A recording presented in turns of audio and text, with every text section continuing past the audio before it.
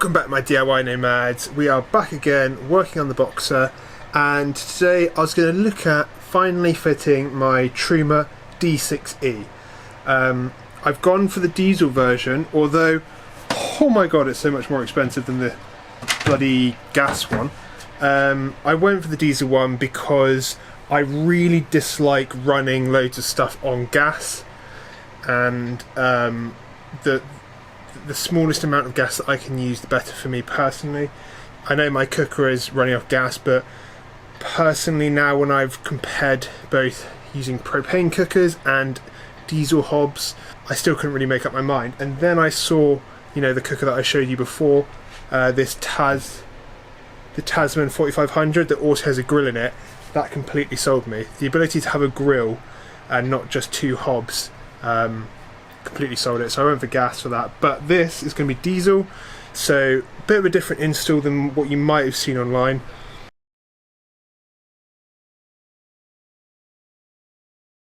And to any of you guys that followed along on me building this kitchen unit, I've actually had to make a bit of a change. I'm having to, instead of having the diesel heater over here, I'm going to have to push it to over here. Take this out, move these drawers. A couple of reasons, but the two main ones are that there's a major structural beam here, and I can't cut through that obviously, and by having it in this area it's sort of a little bit annoying in regards where I vent my tubes, and it takes up more space. It's less efficient to be over here than it would be on the left. Plus, when I was actually thinking about it, the kitchen, the fridge is going to be over here, but almost directly opposite that is the seat, and I plan to have that pull-out seating bit that will come into the space and make it hard to actually open the fridge when the seats are out, which I can just tell already is going to be a pain in the arse in the future.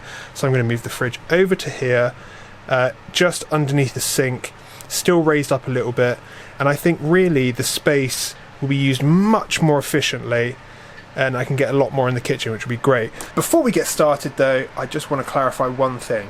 I'm going to be showing you my installation of this. I'm not saying this is the guaranteed tutorial to watch, but what I'm saying is this might help you see how easy or hard it is to install this, might help you pick up on a few things that you might have missed. This will be the first one I've ever installed, and yeah, it should be exciting though. The first thing I've done is sort of, I say roughly locate the heater. It is pretty accurate, but has space to move like a centimetre left or right. Well, a couple of centimetres left or right, but this is basically where it's going to go.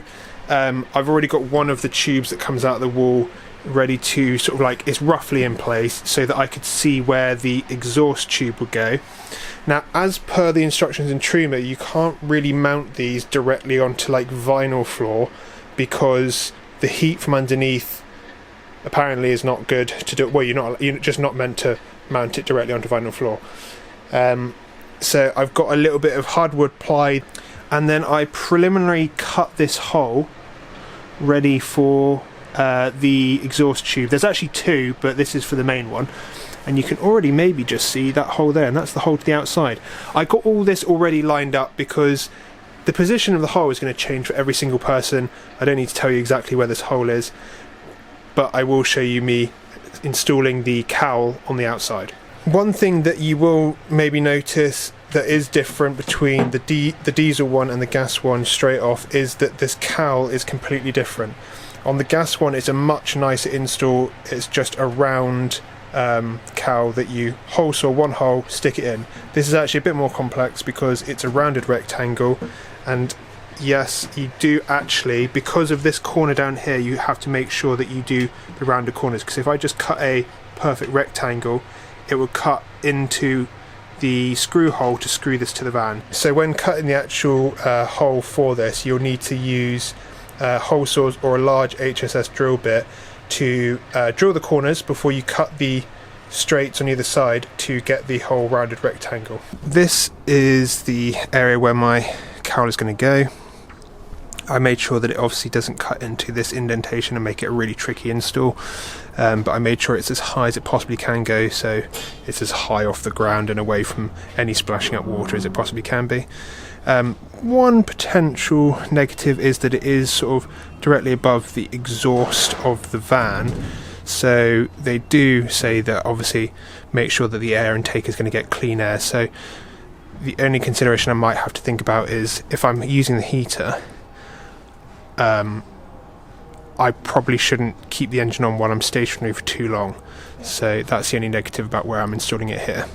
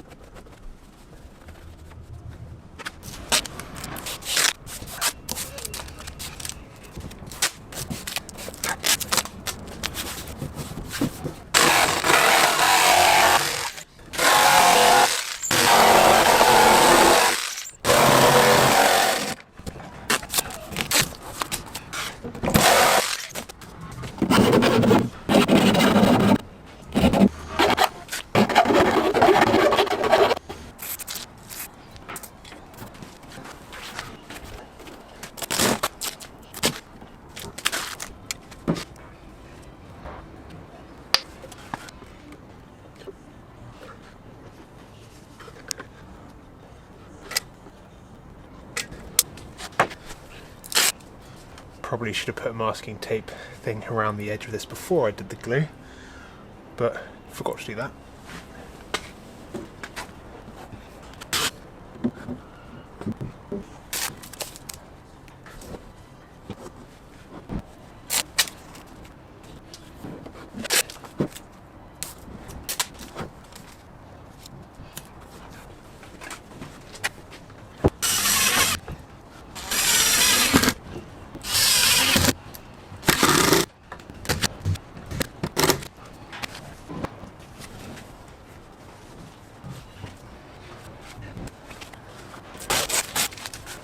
I did use my own screws for the steel, but they do provide screws, and then to fit the actual outside face of the cowl, they give you these 4 little screws that are T20 heads.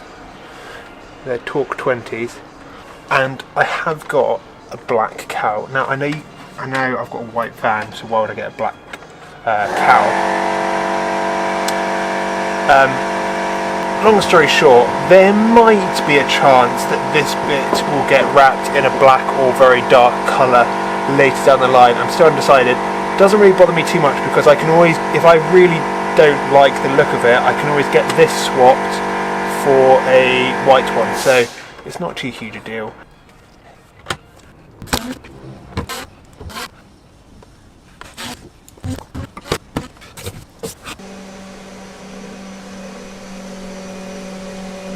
Right everyone, it's the next day. The reason I did the vent stuff yesterday was because it is now pissing down with rain. So let's get cracking with something that another job that I wanted to get out of the way, and that's the fuel line. It's like my least liked job of all of them, but I've got to admit, doing it in the Boxer is great because the top of the fuel sender is just down here, so I don't need to actually drop the fuel tank, I don't need to be outside to do it, which is great. So another advantage to the captain chairs is that I can get to this little hatch here, and I just use like a screwdriver or even a coin, and you just turn those, you turn these two so that they can lift up, and then you also need to turn this little latch there, and then when you do, you can get to this bit. Then you just need to unscrew these 3 screws, and then you can get to the top of the fuel sender, so that will go to the outside world.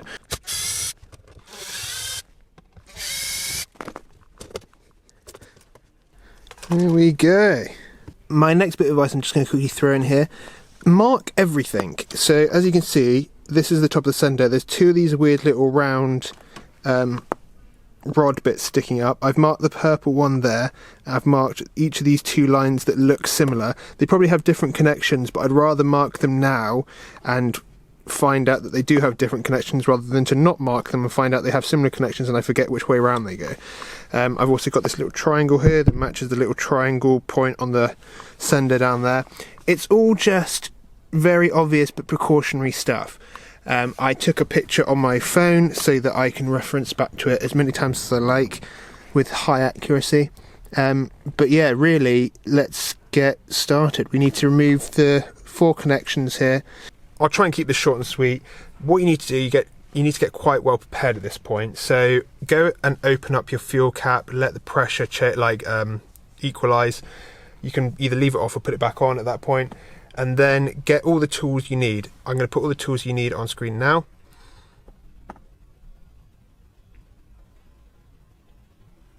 And once you've got those beside you, you can proceed with the next step.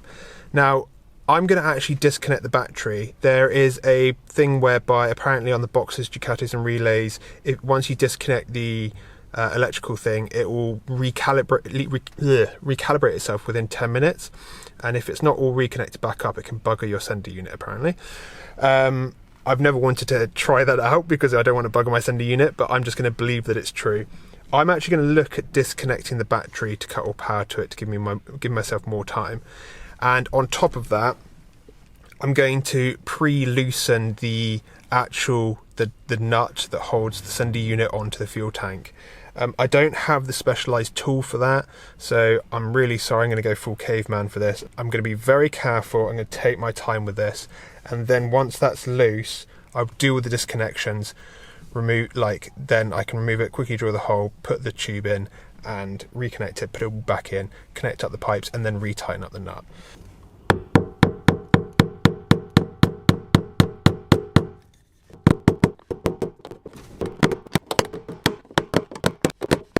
Right, let's start with 1 and 2 here.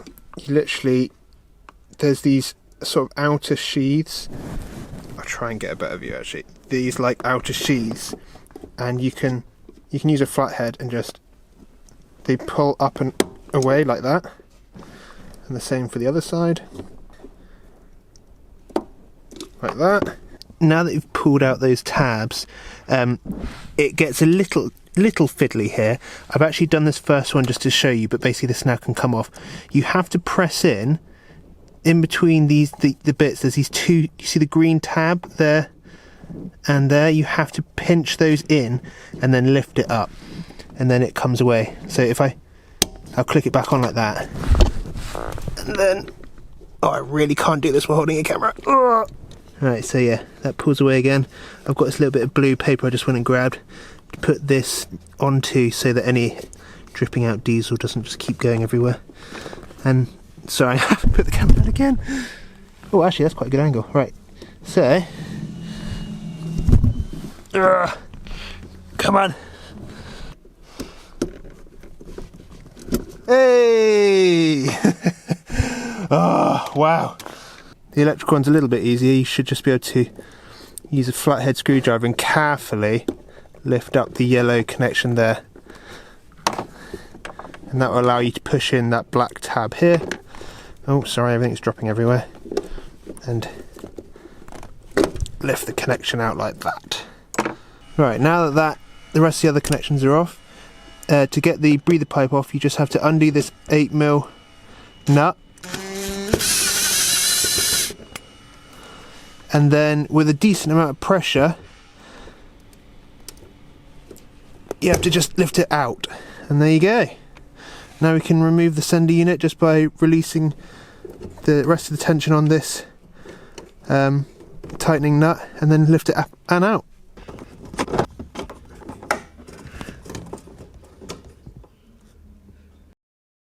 Okay, so I'm using a progressor drill bit here, but this is the drill bit that would be the right size for your pickup pipe, and I was drilling it with the sender half out of the actual tank, and I was holding a bit of paper below to catch any swarf from the drill, but also obviously make sure not to drill into your fingers. I kept my fingers clear of where the drill bit was going through, and I drilled through, cleaned it up, and got it ready for the pickup pipe.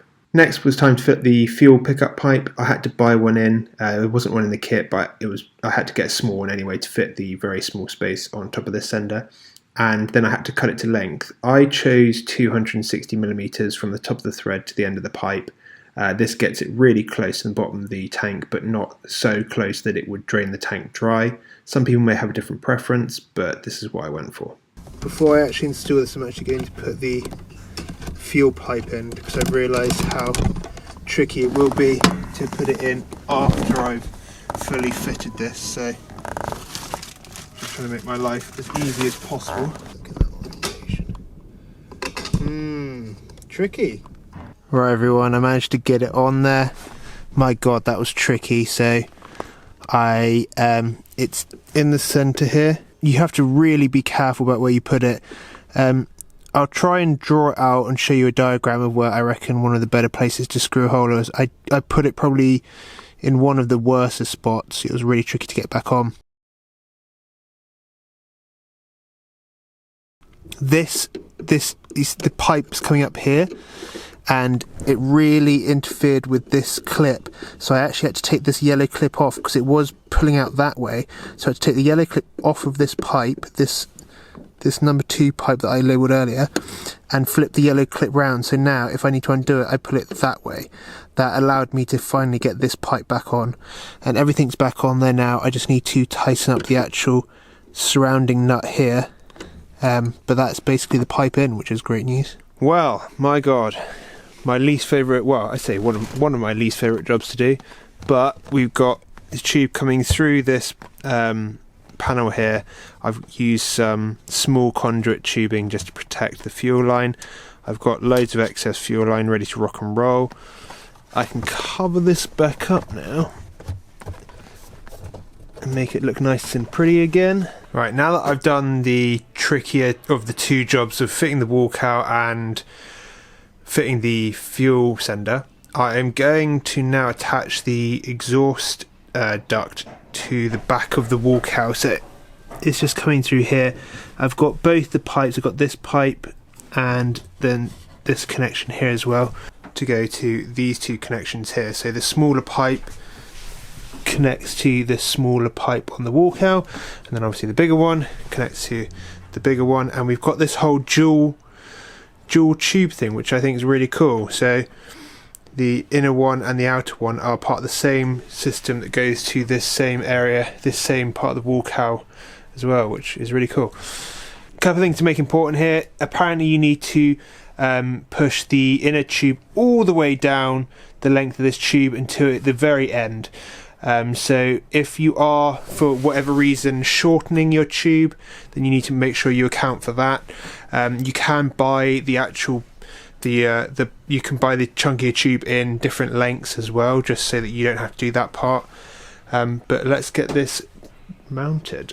So we've got sort of like two ends. We've got this one end which has this very nice sort of bit of machined aluminium or steel or whatever with an O-ring, and then the other end, which I'll try and show you, there you go, with the other end of the pipe. We need to mount this end to the Truma and the other end to the wall cowl. I'm going to mount everything to the wall cowl first because that's what they say to do in the instructions anyway. Sorry guys, I just realised the mic was facing the wrong way. Once the inner stainless steel tube is seated all the way down inside there, you take the 3.5, oh no, don't want to lose that, 3.5 by 13mm screw in the kit, and you are going to screw it through the cowl into the tube. Cool. Right, that's definitely not going anywhere. Now I'm going to take the slide clamp and I'm going to push the actual black outer tubing over the outer rim of this cowl. It has some teeth on the top and bottom there just to grip onto the tube, and then the clamp will clamp it down.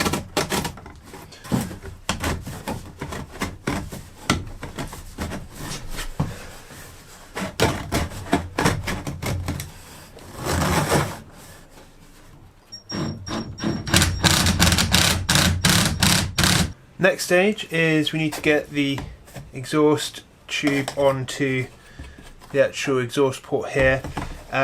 Two things: you're going to need the clamp, this weird sort of like C clamp, that comes in the kit. Plus remember to put on your slide clamp before you attach this, because otherwise you're going to have to take it off in a second again anyway just to get it back on.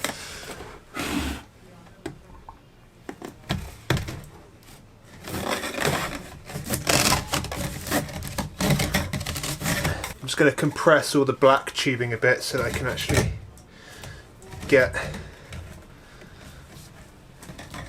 Right, okay, so before I slide this in, I'm also just going to make sure that the O-ring here is, well, there and also not damaged. And then if that's all good, I'm going to insert it into the actual unit.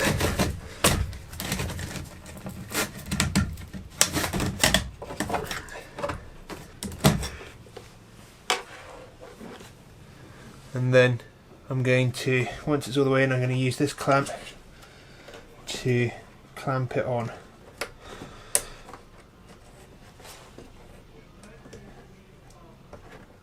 Just like that.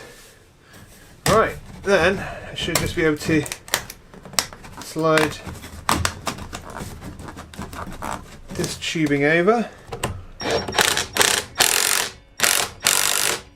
Right, so next up I need to fit this other exhaust or air intake pipe. It comes with like a longer stainless steel end and a shorter stainless steel end. The longer one is the one that attaches to the wall cowl, and the shorter one is the one that attaches to the unit. Now if you need to shorten this for any reason, which I will have to in a second anyway, remember to shorten the long end, not the short end. So I'm going to install that onto the cowl. I've got my clamp already on there.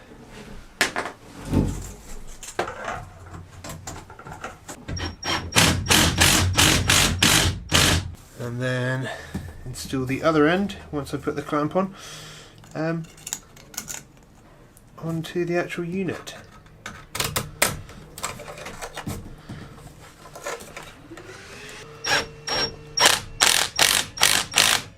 Right, that is both those tubes now mounted, which is great. One thing that's important to consider, this vent here, you need to be able to have air flowing into it. It needs to come from the sort of van interior. So if your Truma is enclosed, you'll need to make sure that there's a grill sort of like roughly near that, in front of that sort of thing, of an area of 150 square centimeters, which actually sounds like a really big area, but it's not that big. It's like 10 by 15 centimeters, so it's not the biggest grills, but it's very important to allow the machine to breathe and get that air circulated to heat up the air for use.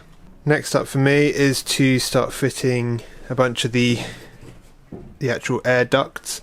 I'm not going to fit this one just yet because I still need to deal with it and remove this wall, do a couple things. But I will install this bit of pipe and the other one on the other side. Really, it's just this silver lined with a cardboard sort of looking outside air duct, and inside the actual muffs in there. They're actually called muffs. Yes, this is hilarious. I did laugh about this quite a lot, just because I'm so mature. There's these teeth on the bottom and also these clips, and basically those combined, when you push the tube in, they hold the tube in place. So you want to be sort of pretty sure about the length of tube and when you want to insert it, because it is very difficult to get out. Those clicks are telling you that the tube is inserted correctly and that it should have plenty of grip on it so it can't come out. Some extra important points to take on board. On the back of the Truma are the four ducts, where the hot air comes out of. The top two should be attached to your longest runs of pipe, ducting, sorry, because the hotter air comes out those top two, so you want it to be running the furthest away, and then the bottom two ducts are for your shorter lengths. Along with that, they do say that also if your length of duct is less than 2 meters, which is quite a considerable length, it should come out at the same height as the actual muff or vent hole on the actual Truma. This is to apparently prevent the Cowl effect in summer. So if you're just using it to heat hot water in summer but not hot air, if you do have lengths that are shorter than 50 centimeters though, you have to make sure that there is even a sort of bend, like a downwards bend, like a U-bend, like a channel. I'm guessing this is to create like a cool sink and then hopefully prevent that happening even more. And finally, with the 4 points that come out the back of the Truma, I'm just leaving those to 4 points. I'm not having I'm not having more than 4 heat outlet points around my van because the van is not that big. But if you have closing vents like these,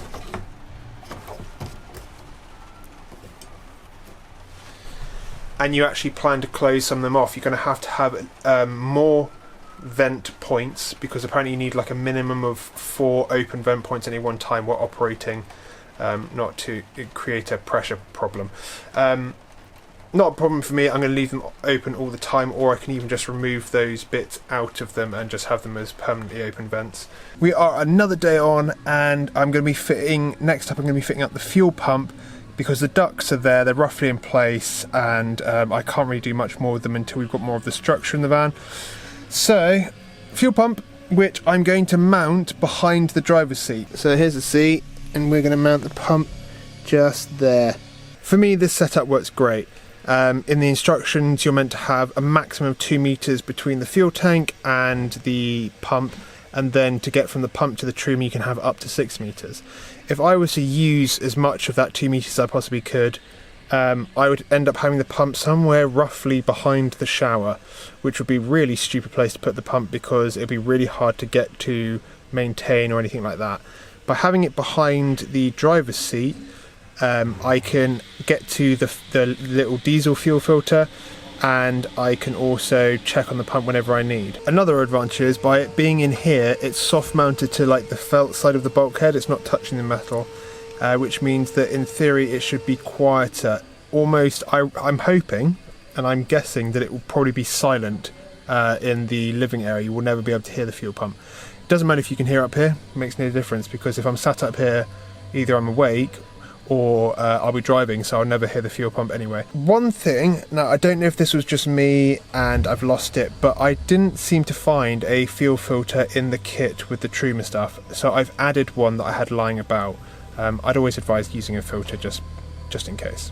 Sorry everyone, it's so tight in here I can't really get a good camera angle, but we've got the diesel line going in, pipe to the filter, filter to the pump,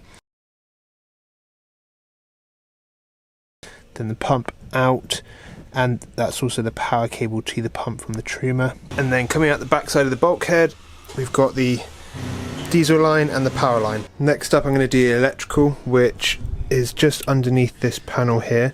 So you lift it up and you get a little circuit board. I'll flash up on screen the diagram of which connections are which, but they should look like this when connected. So as per the wiring diagram, we've got the 2 spade connectors, positive and negative. I just made up 2 wires that led off towards my little 6-way distribution board here. Below the positive and negative, we've got this connection. That is your pump. So that goes off to the fuel pump, the diesel fuel pump. Then on that diagram, you've got a set of fuses and ports that aren't actually being used. These 2 terminals over here, though, I'm like missing one of the plastic bits on that. I don't know why. The topmost right 2 connectors, they go to the temperature sensor, and there's no worry about polarity. You can plug them in either way. And then that cable goes off to the temperature sensor, and in the manual they say, you know, whack this temperature sensor above the door. I'm not going to do that. I'm actually going to whack it up, not really high, but probably like 3/4 of the way up in my van, maybe up around here or near the roof hatch here, but still undecided. And yeah, as I said, there's no worry about reverse polarity. You can plug these in either way. Then below the temperature sensor connections, we've got this grey connector that comes off of the wall cowl, where all your exhaust tubes go into. That powers everything on there, like the fans and the circuitry. And then we've got 2 like Ethernet cables, and one of these, for me, I'm having one of these come off, and then it's going to come up to my iNet box, and it's going to plug into this port on the left here, on the tin 1 section, and then this other one that comes off the other tin 1 section was going to go off to the Truma monitor. And I'm going to build a unit directly above where this water tank area is going to be, up here, and that's going to house a bunch of the dials, readouts, the Truma box and other things. Right, we are getting there, guys. We've got the diesel line in, the electrical stuff set up. Now we just need, oh, and the vent, the exhaust in and out done. We just need to get the water side ready, and then we can go for a test. I'm actually going to do the test in the next video because I need to do a couple more things to the water system before it's actually usable. But in this video I'll show you the whole fitting process, and then I'll do a second video showing me actually using it. Right guys, in the background I've roughly put in my hot and cold water pipes, and I might move these around a little bit, but really they're going to stay pretty much where they are. Let's get the hot and cold water put into the Truma. Firstly, in the kit you'll get a valve like this. It comes with a bit of tubing that you attach to the bottom here, so that eventually it will look like this. This is so the cold will come in and then go out this side and into your Truma, but you also need to add a non-return valve. Non-return valve before this valve. So you've got the cold water supply coming in, non-return valve, then through this, and then into the Truma. The pipe is so you can get it through the floor of your van to the outside. And here's my one that I installed earlier. This is all the way through the floor. I've got it mounted right here so it's close to the Truma, but you'll notice on the tube there's a 45-degree cut. That's the front of the van, so that's the direction of travel.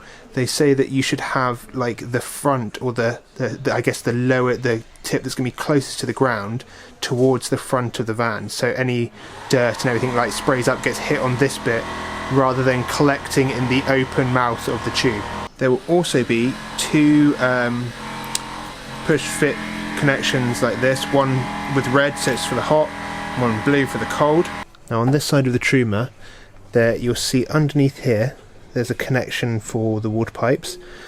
Here will be your connection. This is obviously the diesel connection because this is the diesel Truma, but if it's the gas one will come out here as well. And then up here, that's your hot water point. So we need to get the cold water pipe from this valve we installed round here and in, and then the hot pipe, the hot water connection, this one will clip onto there. And you see it's got three ports, and the smaller one goes on to the Truma, the larger one goes off to your hot water system, and then this attaches to a bit of pipe that needs to go outside of the van as well.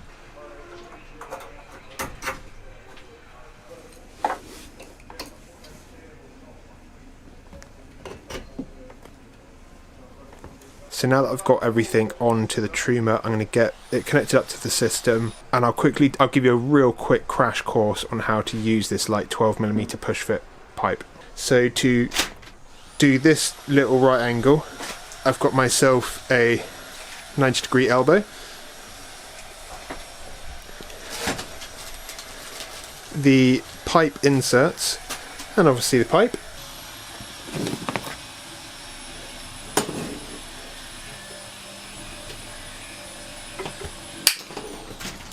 So you take one of the pipe inserts,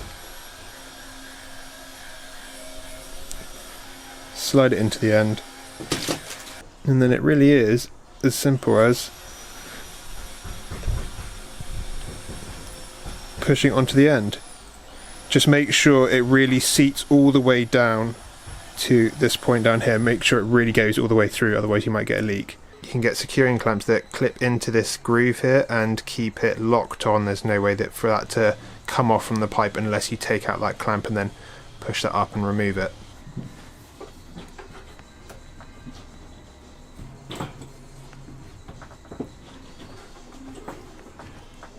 Guys, I just realised I haven't remounted this back down, so the Truma is actually still moving about a bit. So I just need to get it in position before I recut the length of this pipe to the right length.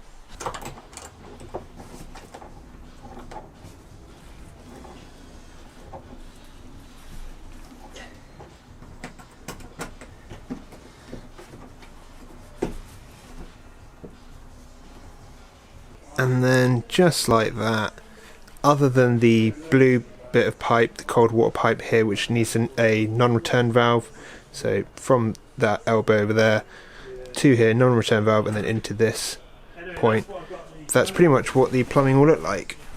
Got the hot water coming out, got this going out of the van, this is the diesel line, all these pipes and everything need to get mounted to the side wall of the kitchen that's going to come here. Right, sorry for the dark shot guys, but I actually did manage to find a one-way valve or a check valve. Hey everyone, just something I wanted to throw in here as well. I followed an installation manual that I found online, but it's Australian based. In that they also say that one of the mandatory things to fit is a water pressure reducer on the cold line in. I bought the complete kit that they say you need everything to install it, other than what I mentioned before where I said I can't remember if they did supply the diesel feed pipe from the tank or not. But in regards to the pressure reducer, I didn't have a pressure reducer in the kit other than the pressure release valve that you can see mounted on the floor in the picture on screen right now with the yellow tab at the top. So I'm guessing that unlike in the Australian fitting instructions, that's not needed. Nevertheless, I'll try and include as much as I possibly can in regards links and information in the description below. So if I have forgotten something, I will try and include it in the description below. And I'm sure some of you pro level people out there will also share your wisdom in the comments below. Thought I'd just turn on some lighting just to help. Right, so just a few of the important bits. Sorry for all the mess, but we have got 10mm all the way around, at least 10mm all the way around the sides and tops of the Truma. The Truma itself is mounted on a piece of ply and not onto heat sensitive flooring. The cowl outside is not mounted below a window so that diesel fumes don't come back into the van. They also mention about with the cowl certain apertures that need to be a certain distance away from it on the outside of the van. So this is where the Truma draws in the air to be heated to be then put through the ducts and into the actual van itself. If this is obviously boxed in, you need to make sure that the vent on the outside of like the frontage, so the front of my kitchen that's going to go here, is it could be a culmination of different vents, but they need to come to a cumulative size of at least 150 square centimeters, sorry. And the air that feeds this apparently should come from the living area and not the garage. I'm actually going to be heating up the garage as well, so it should all be the same temperature, so technically it wouldn't really matter. But yeah, it should come from the living area. With the ducts, if they are less than 2 meters, then they really should come out. They should be mounted, the end of them should be mounted at the same height as the muffs over here. So if, for instance, this pipe was less than 2 meters, it should come out at the same height as this lower one. And then on top of that, there should be a bend in the pipe, almost like a cool sink. With the diesel pump, it needs to be mounted at around a 30-degree angle. The line from the tank to the pump should be no longer than 2 meters, and then the line from the pump to the Truma should be no longer than 6 meters. And where my cables are down there, where they come down from the wall and then go into the Truma, along with being cable tied to the body where there are points to cable tie them, the cables themselves should, if like the Truma, that was the side of the Truma, the cable should sag and then go up, rather than sort of like going straight up into the wall, so that if water or condensation was to trickle down the cables, it would get to this low point and drop there, rather than going into the actual electronics of the Truma. The one thing I'd also like to add is I've been really, really impressed with the Truma. It is obviously a lot, well, I say a lot, it's a more complex install than, for instance, like a Chinese diesel heater or like the air dispatchers that are just heating the air. And of course it is, because it's also heating the water, and I totally get that. But really, for the amount of effort, I would say it was less effort to install the Truma than it would be a Chinese diesel heater. The hardest bit I always find with them is installing the diesel line. It's just so much of a faff, especially if you have to lift up the van and drop the tank down.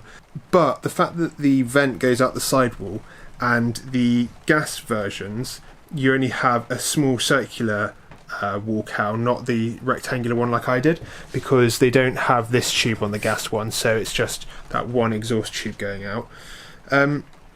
I think they're a great system. You can technically go into deeper water because the stuff is on the sidewall rather than underneath, like the exhaust in and out. And really, they are very, very. If you've got all the other stuff already in place, it's a very quick and easy install, I think. And in combination with the iNet box, so that I can text it and tell it to turn on whenever I want. So I could like be coming back from a walk and I could get it to sort of preheat some water, preheat the van. So useful. There's so many awesome features built into it. And I can also run it off not just diesel but also electric, which is also another big bonus. And if you have got the gas version, the iNet box will have that little sensor that allows you to know exactly how much gas is left in your tank, so you can keep an eye on it. I might see if it actually works with the diesel version, so I can keep an eye on how much gas is in my cooking tank gas bottle, because if that does work, then I can just keep an eye on my through the Truma app. I can just keep an eye on how much cooking gas I've got left, which would be really useful as well. But really, it all comes down to how well it actually works, and that's something we're going to tackle in the next video. This video is just me showing you me installing it, and also I'm just going to put out there that yet again, this isn't, I mean, yes, you can take information and advice from this video on how to install it, but I've only installed this one, so this is just a first time install. This is my impressions. I think it's great. Obviously you pay for that greatness. But yeah, we'll do another video showing me using it and how cool I think it is then, and whether I think it was worth the money or not. So until then, I'll catch all you DIY nomads next time.